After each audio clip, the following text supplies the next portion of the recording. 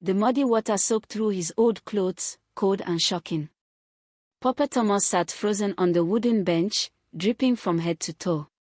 He tried to wipe the dirty water from his eyes, but his hands were trembling. People nearby gasped and pointed at the black Range Rover that had just sped through the puddle. The car stopped a few steps ahead. The tinted window slid down, and a proud, beautiful woman with sharp eyes looked back at him. "You shouldn't be sitting so close to the road, old man," she said, her voice like ice. "This is not your village."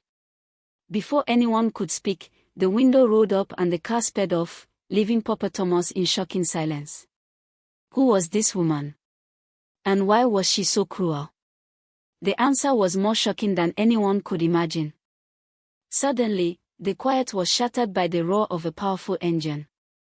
A sleek, black Range Rover came speeding down the narrow road. It did not slow down. It hit a large puddle right in front of Papa Thomas. A huge wave of muddy, brown water flew up into the air. It crashed over the old man, soaking him completely. He gasped for air, his heart pounding in his chest. People at the nearby bus stop and market stall stared in shock. "Hey! Look what you did," a woman selling oranges shouted at the car. The car didn't stop immediately. It rolled forward slowly for a moment, then finally came to a halt just a few meters away. Everyone held their breath, waiting to see what would happen next. The dark-tinted window of the car rolled down. A woman's face appeared. She was beautiful, with long hair and expensive sunglasses, but her expression was cold. "You shouldn't be sitting so close to the road, old man," she said, her voice loud and clear. "This is not your village." Then, without another word, the window went up. The car's engine roared again, and it sped off, disappearing around a corner.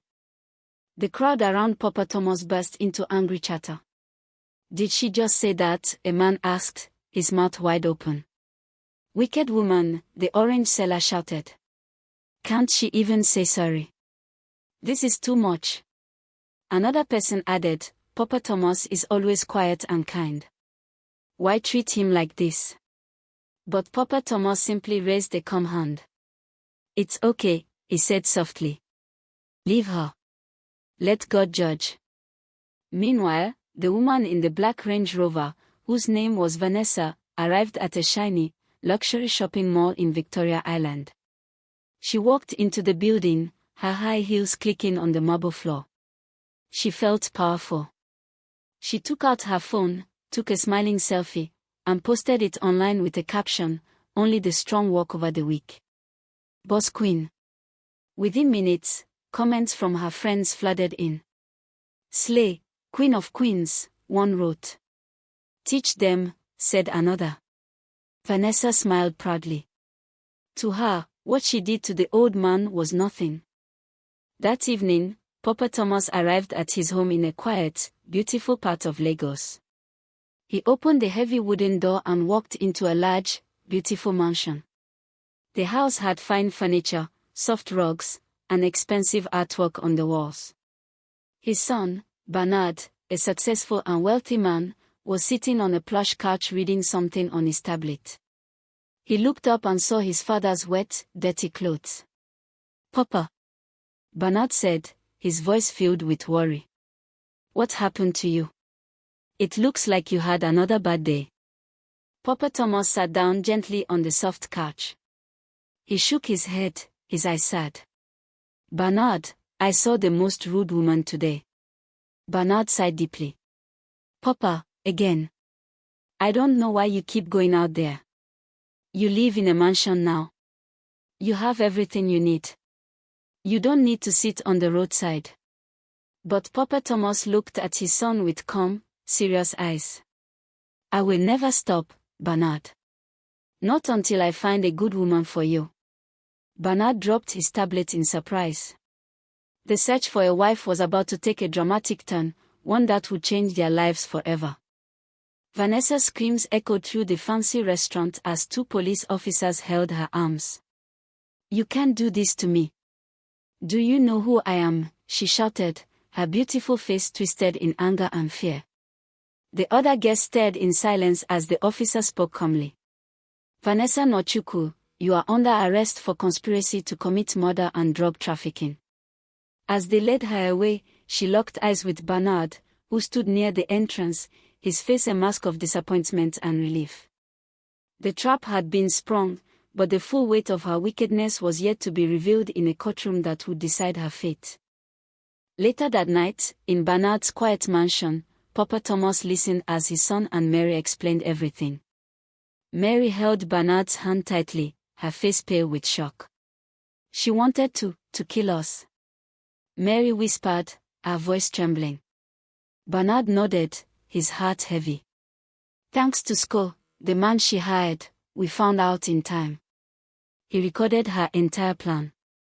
Papa Thomas closed his eyes and sighed a long, deep sigh. Pride is a dangerous animal, he said. It eats up the person who carries it. The next week, Vanessa stood in a crowded courtroom, wearing a simple black dress. She tried to look innocent, but her eyes darted around nervously. The judge, a serious-looking woman, asked her how she pleaded. Not guilty. Vanessa said, her voice loud but shaky. I am a good woman. This is a setup. But the prosecutor simply stood up and asked to play a recording. A harsh silence fell over the courtroom as Vanessa's own voice, clear and wicked, filled the room. I want you to plant hard drugs in Bernard's office. Make sure that girl Mary never wakes up.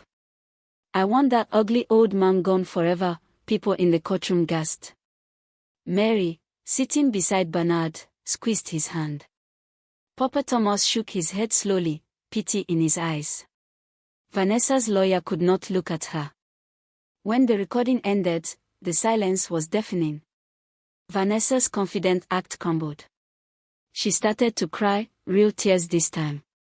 I didn't mean it. I was angry. It was the devil, she sobbed. But the judge was not moved. She looked at Vanessa sternly. The devil did not force you to speak. You planned great evil against innocent people. With a strike of her gavel, the judge announced the sentence. 15 years in prison. Vanessa collapsed into her chair, her world finally and utterly destroyed. With the shadow of Vanessa gone, a new lightness filled the air. The following weekend, Bernard and Mary drove to her village in Imo State. The journey was long, but the green fields and fresh air felt like a new beginning. When they arrived, Mary's parents rushed out of their small, mud brick house, their faces alight with joy and surprise. In the simple living room, Bernard did something that shocked everyone. He went down on one knee in front of Mary's father, a respected but poor farmer. Sir, Bernard said, his voice full of respect, I love your daughter and I want to marry her. But I cannot let you stay here and struggle while we live in comfort. I have a house for you in Lagos. Please, come and live with us. Your farming days are over. Mary's mother burst into tears of happiness, and her father, too overwhelmed to speak, could only pull Bernard into a tight, grateful embrace. 1 month later, the city was buzzing with talk of the wedding. On a bright Saturday morning, in a beautiful church decorated with white and yellow flowers, Bernard and Mary stood before the priest. Papa Thomas sat in the front row, dressed in a fine, simple agbada, his heart so full he thought it would burst. As Bernard slid the gold ring onto Mary's finger, a single tear of joy rolled down the old man's cheek. His search was over. His son had found a woman of character, a woman of peace. The wedding reception was a magnificent celebration at Bernard's mansion. Music, laughter, and delicious food filled the air. People danced and celebrated the union. But the most powerful moment came when Bernard stood to make a speech.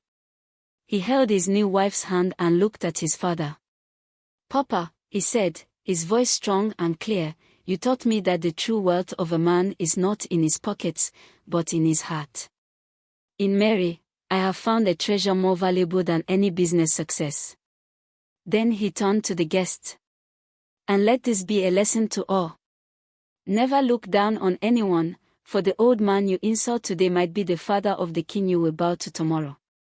The crowd erupted into cheers and applause, a joyful noise that marked the happy end of a story that began with a simple old man and a wave of muddy water. Kindly like and subscribe to our channel for more story like this. Thank you.